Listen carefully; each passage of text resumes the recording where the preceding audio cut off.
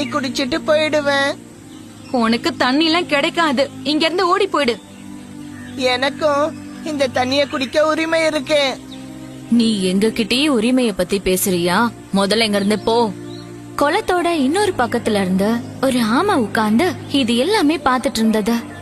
குளத்துல இறங்க முடியாததால வருத்தமா போன அந்த தவளைய பார்த்து அந்த ஆமை மீன்கள் கிட்ட வந்தது.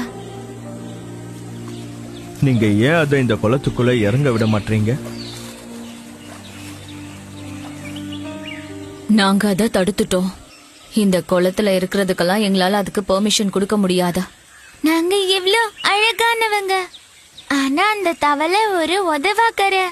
அத பாக்குறதுக்கு எவ்ளோ விசித்திரமா இருக்கு. சீ. கேளுங்க, யாரா இருந்தாலும் அவங்களுடைய தோற்றத்தையும் அழகையும் பார்த்து நாம எடை போடக்கூடாது, புரியுதா? நாங்களே எங்களுக்கு போதும். உங்க எல்லாருக்கும் தெரியுமா, ஒரு தடவை ஒரு சின்ன எலி ஒரு பெரிய சிங்கத்தை வேட்டைக்காரன் கிட்ட இருந்து காப்பாத்திடுச்சு. அதனால ஆலயம் தோற்றத்தையும் அழகையும் வச்சு யாரையும் குறைவா எடை போடக்கூடாது. பண்ணா என்ன ஆகும்? நான் உங்களுக்கு சொல்ல வேண்டிய விஷயத்த சொல்லிட்டேன். இனி அவ்வளவுதான். அனுபவம் தான் ஒரு நல்ல பாடம் கத்து கொடுக்கும். நம்ம குளத்துல தண்ணி இருக்கிறது உனக்கு பொறுக்கலையா? அறிவுரை சொல்ல வந்துட்ட.